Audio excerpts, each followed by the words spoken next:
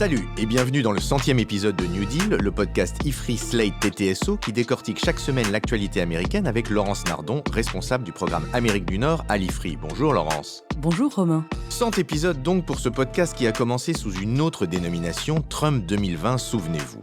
100 épisodes et 2 ans à suivre les soubresauts d'une Amérique toujours plus clivée, malgré l'élection l'an dernier du démocrate Joe Biden. Et pour cet épisode, nous accueillons à vos côtés Laurence, un fin connaisseur des États-Unis. Bonjour Gérard Haro. Bonjour.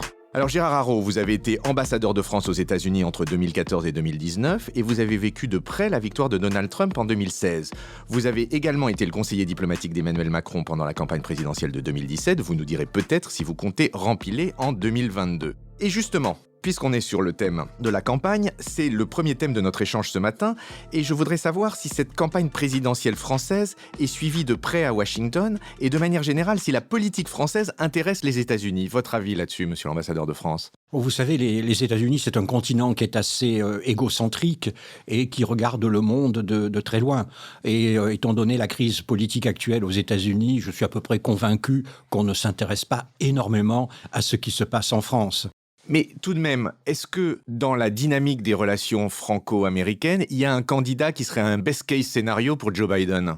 C'est évidemment Emmanuel Macron. Vous savez, Emmanuel Macron, lorsqu'il a été élu en 2017, a été accueilli comme le dieu vivant, comme l'icône, comme on dit en anglais, surtout après l'élection de Donald Trump. On avait là un jeune chef d'État qui parlait parfaitement anglais et qui apparaissait, ce qui est très important aux Américains, pour être business-friendly. Et donc, moi, quand j'étais ambassadeur, quand je offrais un dîner, il y avait toujours d'Américains qui se levaient pour lever un verre à la France, qui, elle, n'avait pas élu un populiste d'extrême droite. Laurence, si on prend le problème à l'inverse, comment est-ce que se positionnent les candidats par rapport aux États-Unis ? Là, il y a une asymétrie évidente parce que là où les États-Unis peuvent se moquer de la France, l'inverse est évidemment beaucoup moins facile pour nous. Et même si les États-Unis sont notre allié, un allié très proche, peut-être même l'allié le plus important, il y a dans la politique française une tradition d'anti-américanisme très ancienne et d'ailleurs très répandue parce que historiquement, c'était le PCF, le Parti communiste, qui était très anti-américain pour des raisons d'anticapitalisme dans les années 60. Et de l'autre côté, il y avait De Gaulle, qui était aussi un allié très compliqué pour Washington. Il faut voir comment ça se montre aujourd'hui dans les candidatures de 2022. Et c'est assez frappant. Laurence a parfaitement raison. En France, nous avons une droite pro-américaine, une droite anti-américaine, une gauche pro-américaine et une gauche anti-américaine. Et ce clivage perdure d'élection en élection. Vous nous disiez, monsieur l'ambassadeur, que la France était finalement un épiphénomène ou un petit problème vu des États-Unis, mais excusez-moi pour cette question bateau, mais comment est-ce qu'on voit la France outre-Atlantique ? Que ce soit à la Maison-Blanche ou que ce soit dans l'opinion en général ? Alors les Américains sont des pragmatiques, et donc vous comptez non pour ce que vous êtes, mais pour ce que vous faites. Or aujourd'hui, si l'on regarde les grands États européens, vous avez l'Allemagne qui refuse obstinément d'être une grande puissance et d'avoir une politique de puissance. Vous avez le Royaume-Uni qui a dérivé depuis 2016 dans les crises du Brexit et qui rend le Royaume-Uni totalement lui aussi égocentrique. Et finalement, vous avez la France. Et donc lorsque j'étais de nouveau à Washington, la France était le seul pays occidental sur lequel les États-Unis pouvaient compter. Et notamment pas avec nos forces armées, que ce soit en Syrie ou que ce soit naturellement au Sahel. Et également à cause du leadership qu'essaye d'assumer Emmanuel Macron en Europe, l'administration américaine, que ce soit l'administration Trump d'ailleurs, ou maintenant l'administration Biden, se tournait volontiers vers Paris, mais je dirais que c'était un peu à défaut. Justement, sur ce point, Laurence, vous aviez évoqué une sorte de rapprochement entre les États-Unis et l'Allemagne, puisque post-Gérard Haro, si on peut dire, il semble, c'est ce que vous nous disiez dans un podcast récent, que l'Allemagne est réémergée comme un allié privilégié des États-Unis. Qu'en est-il là-dessus ? Oui, parce que dans ce que dit Gérard Haro, il y a l'ombre de la Chine, qui est le nouvel ennemi autodésigné des Américains. On parle aujourd'hui de Cold War II, après la guerre froide avec l'URSS, il y en a une nouvelle vis-à-vis de la Chine, et ils essayent d'entraîner leurs alliés dans un alignement sur cette ligne-là. Et c'est là que la France a à nouveau un positionnement compliqué pour Washington, parce qu'on ne veut pas s'aligner là-dessus. Mais pour revenir à votre question, l'Allemagne est un prix très important dans cette volonté des Américains, parce que comme elle a un commerce extrêmement important avec la Chine, elle est moins disposée, elle aussi, à s'aligner sur cette opposition à la Chine que réclame Washington. Monsieur l'ambassadeur, ce renforcement des liens entre Berlin et les États-Unis, qu'est-ce que vous en pensez ? Est-ce que ça vous étonne ? Nos amis américains ne sont pas des sentimentaux. Ce qui compte, c'est ce que vous faites, c'est ce que vous pouvez faire. Aux yeux de l'administration Biden, lorsqu'elle arrive au pouvoir en janvier 2021, l'essentiel, c'est la crise économique américaine, la crise sociale américaine, et c'est, en effet, comme l'a dit Laurence, la rivalité avec la Chine. Et donc, très naturellement, dans tous ces domaines, c'est l'Allemagne l'interlocuteur. L'Allemagne est la première puissance économique en Europe, et cela, les États-Unis en sont parfaitement conscients. L'Allemagne est une puissance commerciale, et particulièrement avec la Chine. Donc, c'est avec l'Allemagne, pense l'administration américaine, qu'il faut privilégier, je dirais, le chemin vers l'Europe. Et en réalité, il n'en a rien été au cours de l'année 2021 parce que les Allemands, égaux à eux-mêmes, d'abord s'en sont tenus à leurs intérêts commerciaux. Vous savez, la chancelière Merkel a dit un jour « Un chancelier allemand ne va pas contre les intérêts de l'industrie automobile allemande ». On a un peu l'impression que l'Allemagne aujourd'hui, c'est Deutschland AG, c'est-à-dire incorporated. L'Allemagne, avant tout, une puissance économique. L'Allemagne n'a pas répondu aux attentes américaines vis-à-vis de la Chine et elle ne répond pas en ce moment aux attentes américaines vis-à-vis de la Russie. Donc moi, je pense qu'aujourd'hui, à Washington, il y a certainement un grand élément de déception vis-à-vis de cette Allemagne. Il y a un élément de déception sans doute, mais est-ce que ça ouvre la porte à une possibilité de réémergence pour l'Union européenne? Puisque là, on parlait de nation à nation, et est-ce que là, il y a une opportunité pour exister pour l'Union européenne? Sur ce sujet de l'Union européenne, je crois qu'il faut faire une distinction que les Français ne font pas toujours. Il y a d'un côté ce que j'appellerais la géopolitique traditionnelle. Chypre, l'Ukraine. Et là, sur tous ces sujets, je vois mal l'Union européenne apparaître, émerger, parce que, honnêtement, les Finlandais n'en ont rien à faire de Chypre, et inversement, les Portugais n'en ont rien à faire de la mer Baltique. Et l'on voit donc très souvent face aux agressions, comme l'agression d'Erdogan en Méditerranée orientale, ou celle de Poutine en Ukraine, on voit bien que dans les capitales européennes, les réactions instinctives sont assez différentes. Et je ne vois pas pourquoi ça changerait.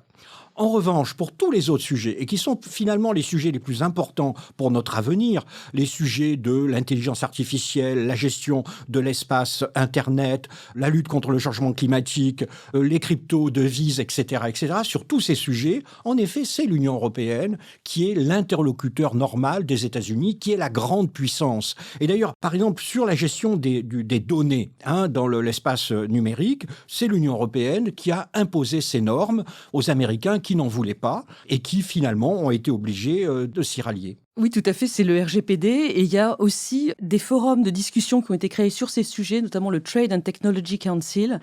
J'attire aussi votre attention sur un autre forum de discussion US-UE qui a été créé récemment sur les questions agroalimentaires, parce que les industriels américains n'ont pas abandonné l'espoir de faire plier l'Union européenne sur les normes de qualité des produits alimentaires, et il faudra être vigilant là-dessus. Alors, pour refermer ce chapitre, j'aimerais vous entendre tous les deux sur, finalement, quelle position pour la France dans l'avenir des relations franco-américaines? Est-ce qu'il y a une position possible pour la France en tant que pays et nation seule? Naturellement, il suffit de vouloir. Regardez par exemple la Chine. Les États-Unis, comme l'a dit Laurence, essayent évidemment de nous embrigader dans la croisade qu'ils sont en train de monter contre la Chine. Certes, nous sommes plus proches des États-Unis que de la Chine, non seulement par nos valeurs, mais aussi par nos intérêts. Mais regardons les choses en face, la Chine n'est pas une menace militaire pour l'Europe. Il n'y a pas de chars chinois à 2 étapes du Tour de France de Paris, comme il y avait des chars soviétiques. Il n'y a pas de parti communiste chinois qui menace la stabilité de la République. Et donc, comme l'a dit l'Union européenne, la Chine est ce qu'on appelle un rival systémique. Voilà, c'est un rival, mais ce n'est pas un ennemi. Et donc, je pense que la France et l'Union européenne, mais la France en particulier, peuvent jouer un peu un rôle, je dirais, dans un gaullisme 2.0. Au moment de la guerre froide, la France était un allié fidèle des États-Unis, mais le général de Gaulle est allé à Moscou.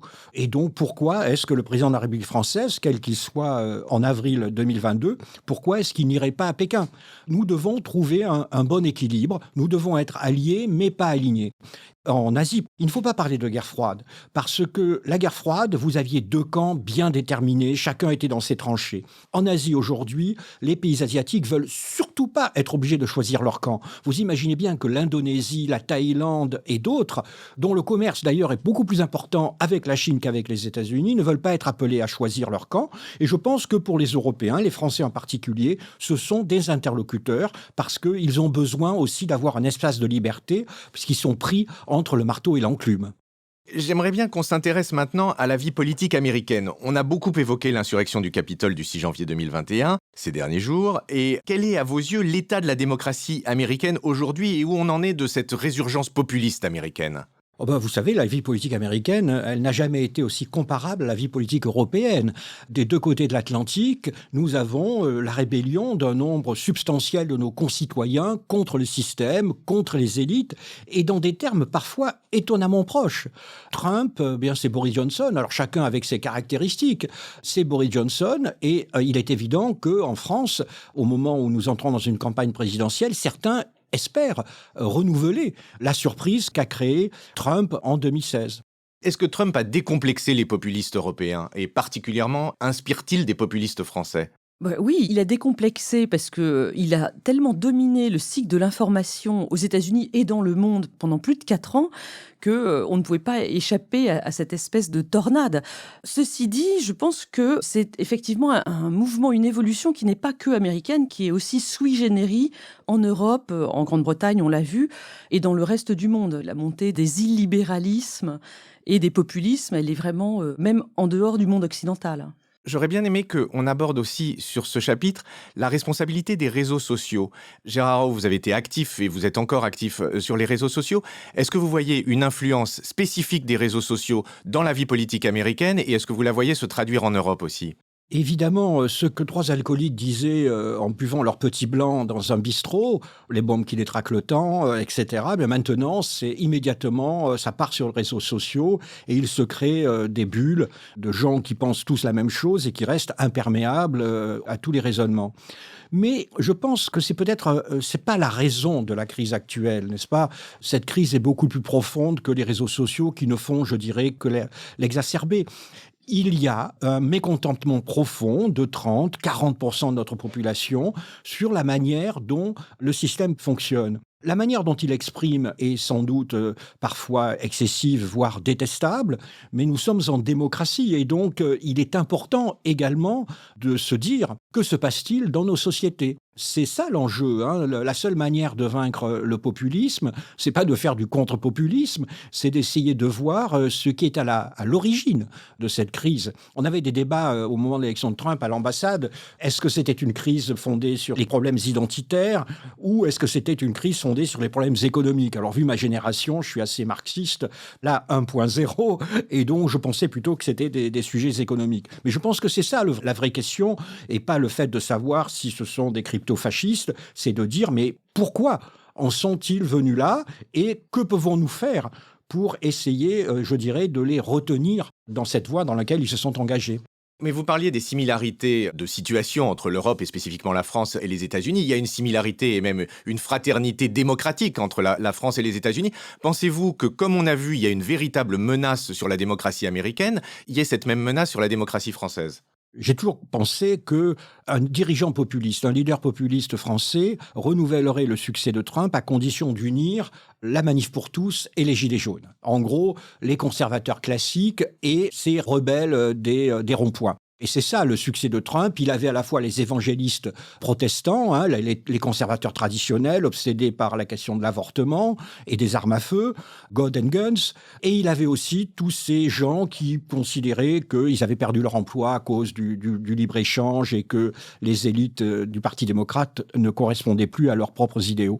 Et donc voilà, c'est dans ces calculs. Et moi, ce que je constate aujourd'hui, c'est qu'il y a un candidat qui apparemment a pensé sa stratégie en termes trumpistes, c'est Éric Zemmour, mais que jusqu'à maintenant, justement, il n'arrive pas à opérer cette jonction. Il a avec lui la Manif pour tous, mais à l'évidence, il n'arrive pas encore à tirer les gilets jaunes et je pense que son style, les thèmes qu'il porte avec lui ne conduisent pas à amener les gilets jaunes qui ne sont obsédés ni par l'histoire de France, ni par l'immigration. Mais c'est là qu'est la question fondamentale et je dirais que Emmanuel Macron a de la chance d'avoir d'un côté Marine Le Pen et les gilets jaunes et de l'autre Éric Zemmour et la Manif pour tous, évidemment en caricaturant. Alors, puisqu'on en est sur les individus, justement, revenons aux États-Unis. Et il y a 2 grandes échéances à venir, les midterms en novembre 2022, puis les présidentielles en 2024. Quel nouveau candidat, quel nouveau profil, quelle nouvelle personnalité vous voyez tous les deux émerger dans les 2 grands partis, démocrates et républicains, sur cette question, Laurence ? Chez les démocrates, on a du mal à voir émerger qui que ce soit, parce que Kamala Harris, qui du jour au lendemain peut devenir présidente si jamais le président Biden a un problème de santé, n'a pas l'air de concrétiser le charisme qu'on lui prêtait pendant la campagne. Côté républicain, c'est un petit peu différent, parce qu'on voit émerger dans le parti des figures qui essayent de se mettre un peu en place pour 2024. Ted Cruz, Marco Rubio, Mike Pence, l'ancien vice-président de Trump, commence à s'agiter un peu dans son coin. DeSantis aussi, exactement. Et je pense que Trump, alors je n'ai pas de boule de cristal, mais j'ai l'impression que Trump est en train de s'effacer un petit peu de la vie politique américaine. On n'en est pas encore au bout de ce processus, mais d'abord, il est beaucoup moins présent, évidemment, puisqu'il n'a plus de compte Twitter et de compte Facebook. Et on a vu pendant la campagne de 2021 certains candidats républicains faire campagne soigneusement sans lui, comme par exemple Youngkin, qui a gagné ce poste de gouverneur en Virginie. Pendant toute sa campagne, il a fait appel à des Mike Pence ou à d'autres républicains extrêmement conservateurs, mais surtout pas à Trump qui gêne une partie de l'électorat républicain. Donc je pense qu'on est peut-être au bout de cette phase. En plus, Trump vieillit chaque jour. Donc on va voir comment ça se passe de ce côté-là. Gérard Araud, je vous voyais hausser un sourcil à l'évocation d'une disparition de Trump. Oui, moi je suis convaincu que Trump sera candidat en 2024, sauf ennui de santé ou ennui judiciaire. Et s'il est candidat, personne ne se présentera contre lui. Il a une telle domination sur les militants républicains qu'il peut facilement s'imposer. Je ne sais pas si vous vous rappelez, mais donc le 6 janvier 2021, dans un premier temps, les dirigeants républicains, quand même, avaient été tellement indignés, et même avaient eu peur, d'ailleurs physiquement, de ce qui s'était passé, et ils s'étaient éloignés, distanciés de Donald Trump, d'abord en confirmant rapidement Joe Biden, et ensuite en exprimant des critiques assez vives. Ça a duré une semaine. Une semaine plus tard, on voyait le leader de la minorité républicaine à la Chambre, Kevin McCarthy, se rendre à Canossa, c'est-à-dire à Mar-a-Lago, et pour renouveler son allégeance envers Donald Trump. Et aujourd'hui, la Virginie est un cas un peu particulier, naturel, parce que c'est un État qui passe de républicain à démocrate assez facilement. Il fallait donc séduire les centristes. Mais je pense que, généralement, on va le voir aux élections législatives de 2022, je pense que l'emprise de Trump sur le parti reste entière. C'est vrai qu'en privé, moi j'ai souvent entendu en privé des dirigeants républicains dire le pire sur Donald Trump, mais publiquement, ils n'ont pas le choix. Enfin là, on est devant notre boule de cristal. Hein. Moi, mon pari, en tout cas, mon pari serait que, sauf ennui judiciaire ou de santé, Donald Trump sera le candidat républicain. Et c'est vrai, le problème, c'est du côté démocrate. Je suis totalement d'accord avec Laurence. Kamala Harris, alors ça peut être juste ou injuste, mais est en train d'être considérée comme un échec par les démocrates eux-mêmes. Et dans ce contexte, face à la bête de scène qu'est Donald Trump, ce sera vraiment très difficile pour un candidat démocrate. Mais alors justement, vu de France, et c'est peut-être vu de France uniquement, on a l'impression qu'il y a une réémergence de la gauche au sein du Parti démocrate, Bernie Sanders bien sûr, mais surtout AOC. Alexandra Ocasio-Cortez, cette très jeune députée de l'État de New York, extrêmement charismatique. Est-ce que c'est un phénomène médiatico-bobo français de la voir comme une star potentielle, ou est-ce qu'il y a une réalité là-dedans ? Déjà, en 2024, elle pourra éventuellement se présenter parce qu'elle aura l'âge. Elle était trop jeune la dernière fois. Je pense qu'il y a aussi un côté de starification bobo aux États-Unis autour de sa personne. Et en tout cas, elle est beaucoup trop à gauche pour l'essentiel du Parti démocrate, en réalité. Hein. Ce courant très à gauche dans le Parti démocrate ne représente pas la totalité, et notamment chez les minorités latino et afro-américaines qui ne sont pas du tout les plus à gauche du parti. Oui, je suis tout à fait d'accord.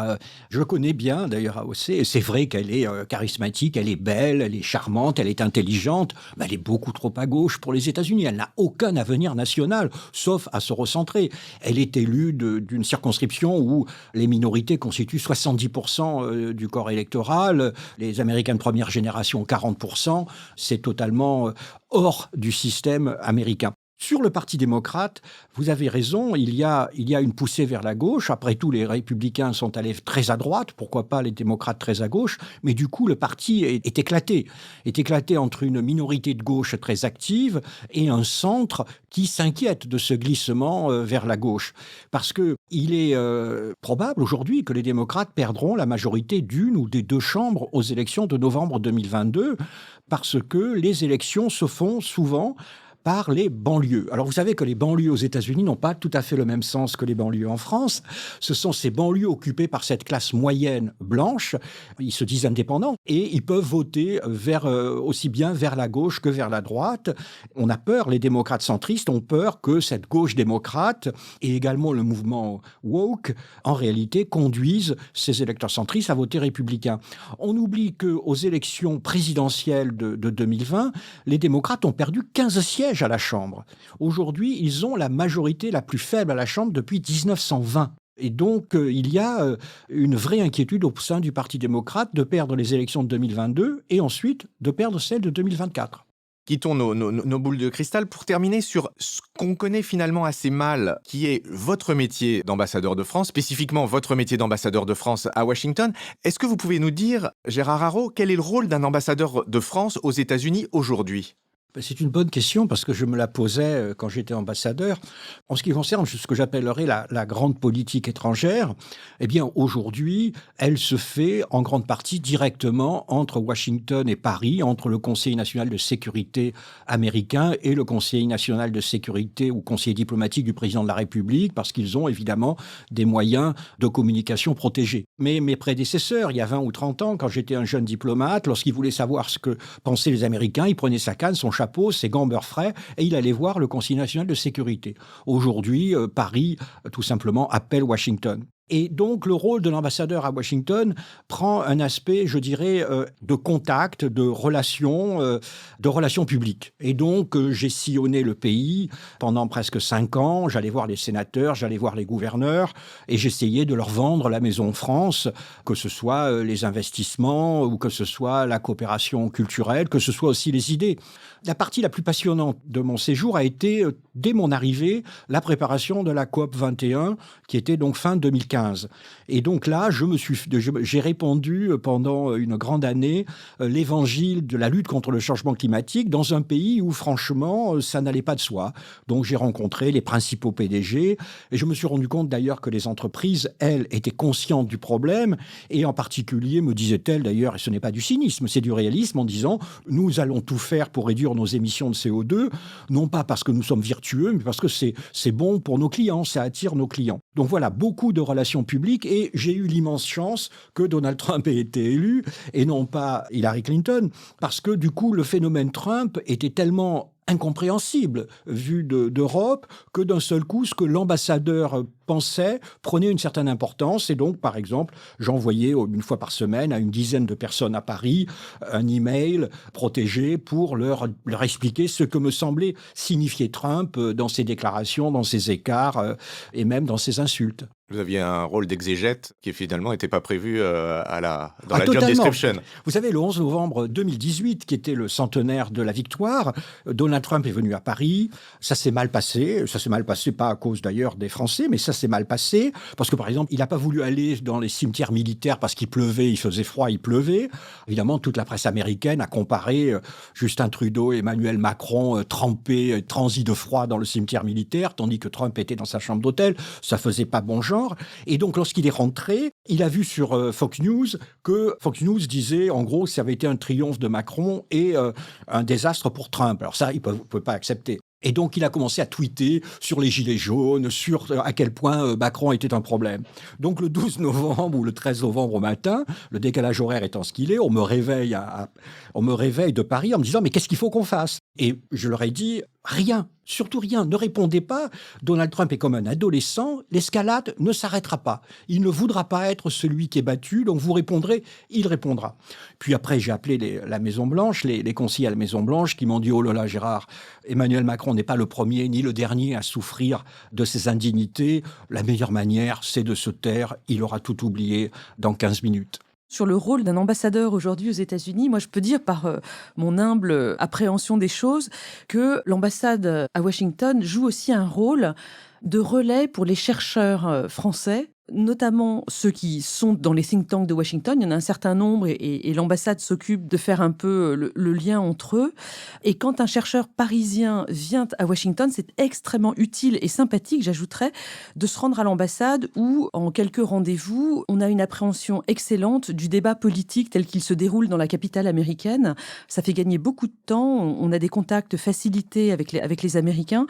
Enfin, je tenais juste à donner un témoignage de chercheur et remercier les équipes diplomatiques de Washington. Sur Biden, vous avez bien entendu rencontré le président Biden. Est-ce que vous pensez que d'un point de vue personnalité et d'un point de vue fond, les choses vont changer radicalement ? D'un point de vue personnalité, souvent je le dis, c'est simple, c'est le Jacques Chirac de la politique américaine. C'est-à-dire, c'est l'homme politique qui s'est toujours positionné au centre. Et alors évidemment, le centre, ça bouge, on le voit bien en France.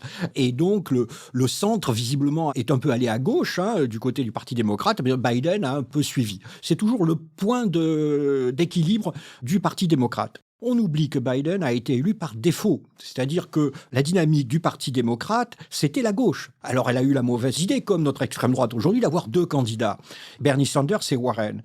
Et la direction du Parti démocrate, en mars 2020, a paniqué et a fait sortir tous les candidats modérés, Buttigieg, Klobuchar, pour faire gagner le seul qui pouvait l'emporter aux dépens de la gauche, c'était Biden. Mais Biden est un candidat par défaut, et on le voit aujourd'hui, il n'avait pas de mandat populaire pour faire toutes les réformes qu'il veut faire, et d'ailleurs, il est en train d'échouer. Joe Biden est un homme extrêmement estimable, mais aussi un homme âgé. Et alors aujourd'hui, on peut dire à 78 ans, on peut faire des marathons, ou à 79 ans, on peut faire des marathons, mais Joe Biden, dans ce cas, est quelqu'un d'assez âgé. C'est un peu le grand-père que tout le monde aime bien, mais les Américains, vous savez, disent « nous élisons un commander-in-chief ». Et honnêtement, un grand-père et un commander-in-chief, c'est pas la même chose. J'ai une question sur Washington, et je voudrais qu'on en termine là-dessus.